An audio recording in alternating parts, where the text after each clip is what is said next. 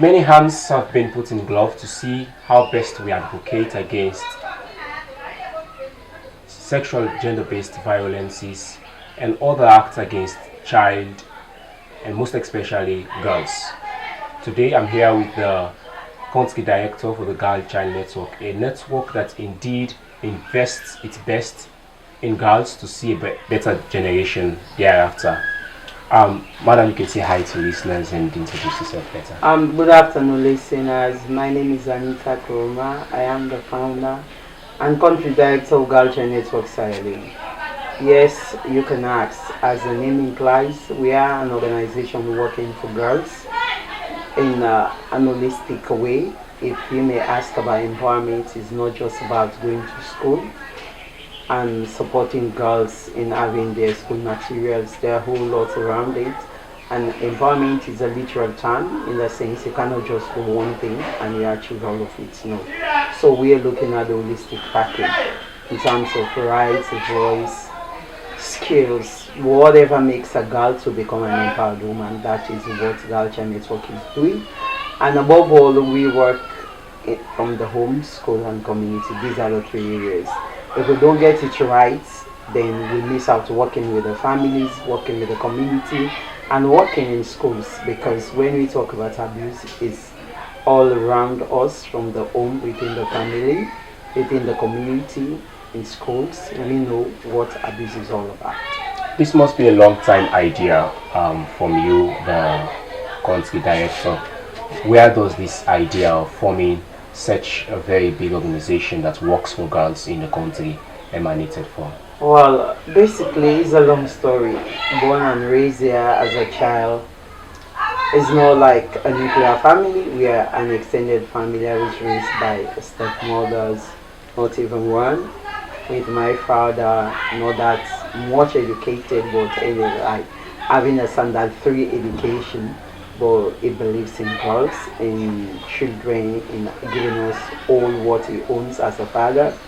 And above all, even as a child, I used to advocate for other kids. In my surroundings, I hate injustice when I see girls abused, especially look after kids. They always maltreat them. They are in the kitchen, left them to sleep over at night. They never give them enough food, so I used to fight. My grandmom is like between me and the tenant, saying, no, you cannot treat a child like this. So my advocacy started, even I tell people, the day I was born, my mouth was born. And having my own story from the background, raised up between stepmothers, I went through a lot, knowing that I just have to endure for me to have you must be a passionate activist, taking to the fact that indeed, since you were born and your mouth was born and you've been doing advocacy for a very long time now. Now we know that you are not very much that kind of understanding the areas of I mean, you are not less understandable about the issues that girls face around sexual penetration, rape and everything. What is Girl Child Network doing to see that we stop this heinous act? Well, basically, it's not like a new story. Even growing up amongst us, our friends, they tell us when they go to holidays to their aunties and uncles, husbands and wives, they are left alone with their uncles, or sometimes they crawl at night. These are things that has been happening since we were born, but nobody talks about this. It's nothing like an abuse. Until when the world rise up and say, okay, this is an abuse. How can you just go fleet around a child? You abuse them, you think you own all the power because they are powerless. So obviously, for me, the sexual gender-based violence around rape that we are talking about is not like yesterday thing. It's been there since the beginning, and nobody talks about it. The reason why we see like an alarming rate now, because it's reported. Okay. So people are missing out saying, oh, it's on the rise. No.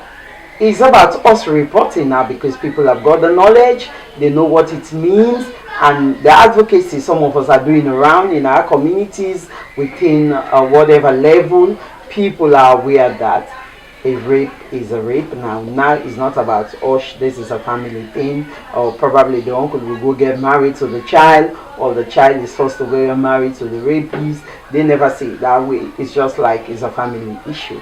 But now, because of the awareness around them, everybody is raising alarm.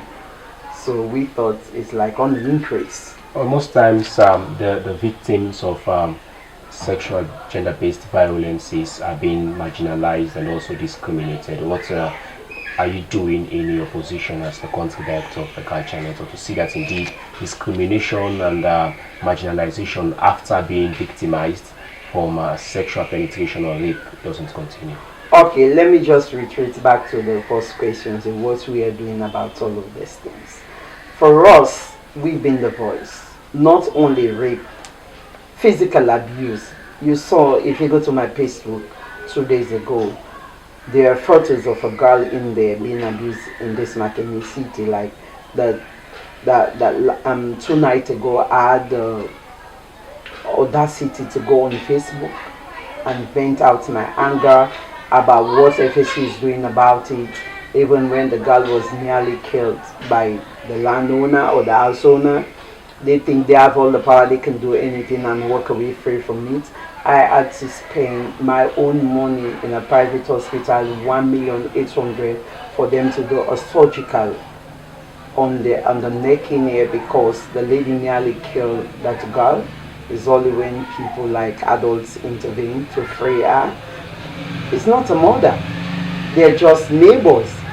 And she's got the swelling throat and all the signs were there. We had to rush at the hospital for 2 a.m. in the morning. There was nothing like a doctor or nurse at the government hospital, even when the government is saying for all sexual gender-based violence they are free treatment. No, it's not. They just go do the examination, you buy all your medication. Nothing is free out there. And I had to take her to the hospital that I think she can be safe and just help her to breathe in. She can have some water. But when we get there, we realize it's more than what we thought. So they had to admit her at Brenda Hospital for 5 days doing that surgical thing to just remove the stuff that there's a tough thing on. She cannot even eat properly. We foot all the bill. Even to feed them in the hospital, I augment that as an organization. So you saying what we're doing is too much. We are not like directly receiving funds from any organization, but this is a dream that we need to do to safeguard the kids and prevent them. It's about protection. We look at the risk. Now we have to move this girl from that point. Not to talk about the rape issues. Since my arrival in Sierra Leone, doing my work 10 years now on the go, you know what it means?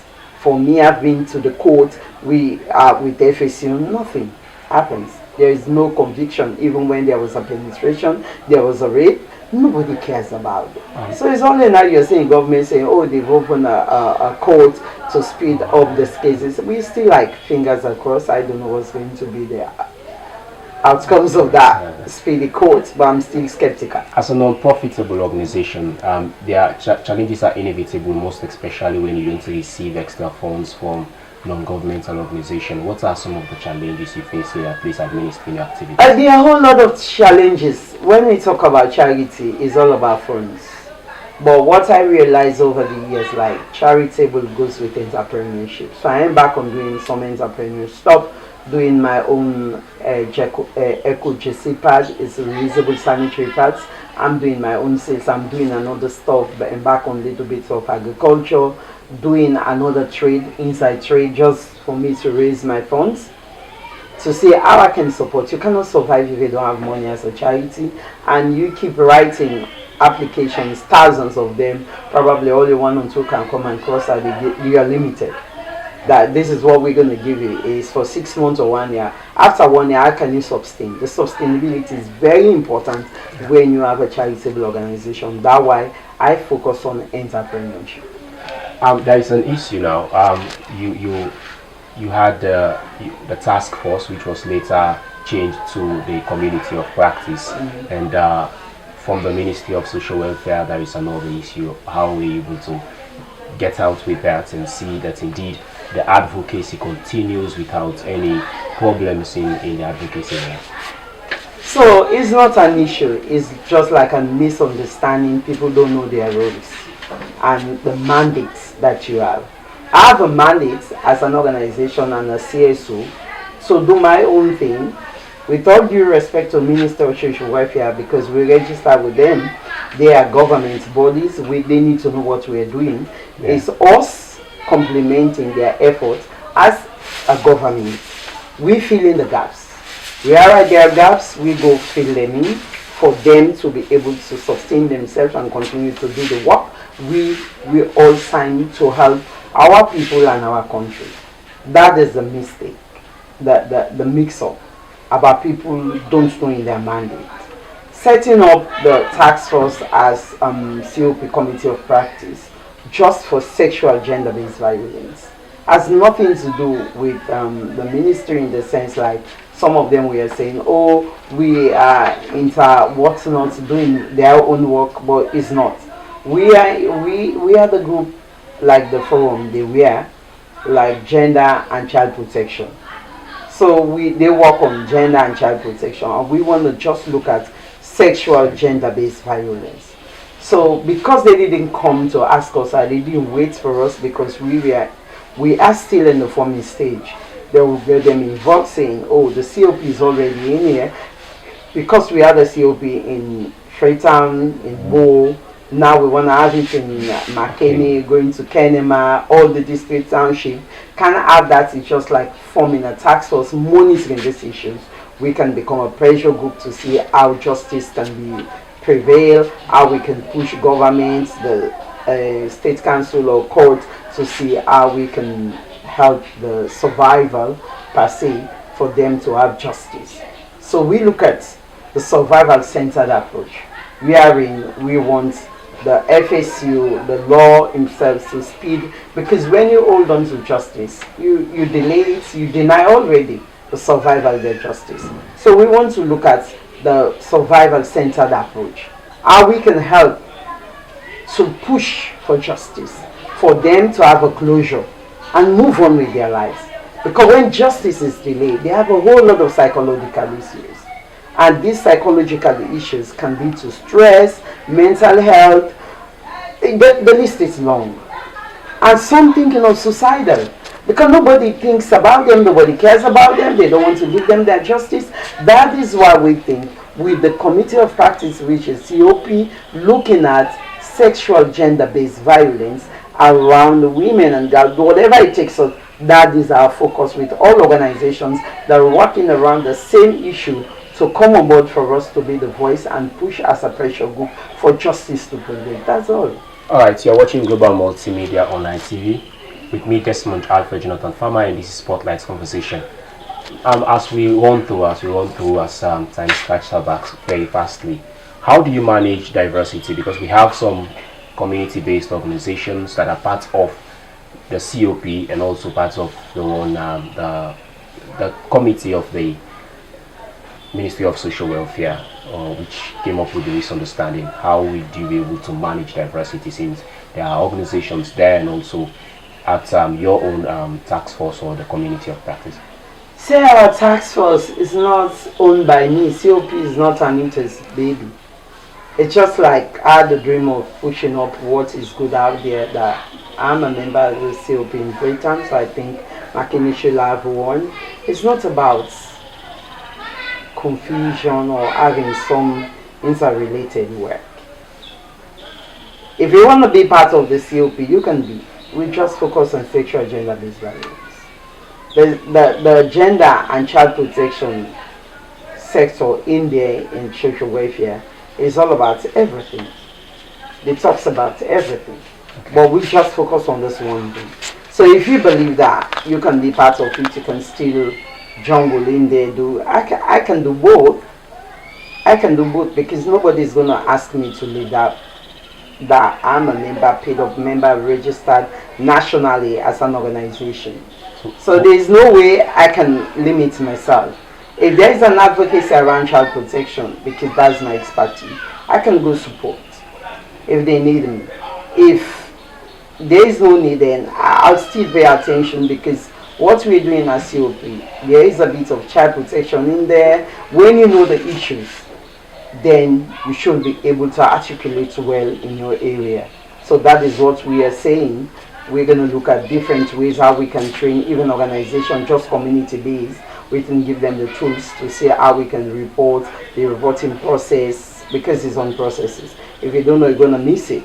Like the last case of the 7-year-old, first they took her to the hospital instead of Rainbow. By the time they get there, the sperm evidence is missing, but the first nurse realized that there was a sperm until the blood crushed out. So if you know you have that issue, you need to go straight to Rainbow first before going to the police. From Rainbow, you get the police involved for you not to miss the evidence. Because that has been like the whole problem of a rape saying, police were saying, if you hear that from the radio, is not me, that they need 100% evidence before they can push a case to court, which is not fair on the part of the perpetrator. So what does it take an organization to be part of the COP? Once you have this gut feeling of saying, I want to help communities, I want to help women and girls, I need to be the voice to stop all the menace around us, then you can become. It's not that. If you're interested in advocating around this issue, you can be part of this organization, part of this COP task force. All right, as we finalize with this, what is your word, your final statement to listeners and our viewers and also everybody in the country? Final statement around sexual gender-based violence. Well, as I still continue to say this, every parent, they have the responsibility to protect and safeguard. Safeguarding is, we want to prevent this not to happen again. We're looking at new ways, new innovation, how we can support parents to know their roles, to protect their kids. They don't trust people, but protection means before it happens, like a risk. Yeah. Don't allow the action, the risk. Look at the risk. The risk mentions that if I leave my child with somebody, a stranger, don't know him or her, is my child safe? You weigh the risk. If I just go there, what happens? Somebody left the child with a friend at home, say, let me just rush, go to the market. Coming back, girl already been raped by an adult. So we need to have this instinct in us as parents. And the safeguarding process, like when all happened already, how can we safeguard for it not to happen again? That is a safeguarding process. You need to be close to your child, learn to talk to them, even with adults being raped, be open to talk about it, that people will help you, like you cannot have stress, mental health, and even thinking of a suicidal, that I want to kill myself because that's a suicidal, because nobody is there to support you. I'm just saying that we want everybody in this country to be real, to be mindful. Men, they need to restrain themselves. I don't know what is leading them, but according to my own, there's a whole lot of psychological issues around, spiritual issues, though some people don't want to hear that, because of we are surrounded with evil around us, 80% in this country. What happens? A lot of occultic, a lot of power, a lot of monitors. Everybody just think they can go do whatever they think. So if we destroy this country with all this, what type of generation are you looking forward to? Especially when it comes to women. Women are the goddess. They create this world. They look after it. They have all this power to execute and build and rebrand the life of men. So if you destroy this generation, what are you going to gain? Not forget, boys to their sodomites. Boys to their sodomites, you see them coming gays out because they are sodomites. They feel pain as well. Nobody wants to talk about it. Rape is a literal term. A man can be raped, a woman can be raped. So I want to be like devil's advocate to say everything we are doing around this generation is really critical for our own survival as adults. Whether it's good or bad, we're going to pay back the consequence. I don't care whether you're rich or poor, whatever name you call yourself. The image we portray there, it affects all of us, no matter what. All right, thank you very much. You've been listening and viewing Global Multimedia Online TV, and this is Spotlight Conversation with me, Desmond, Jonathan Farma. This is how we want to draw down to today's cuttings. Don't forget to click on the subscription icon and get more of our news and our updates of Spotlight Conversation. Goodbye, Tata.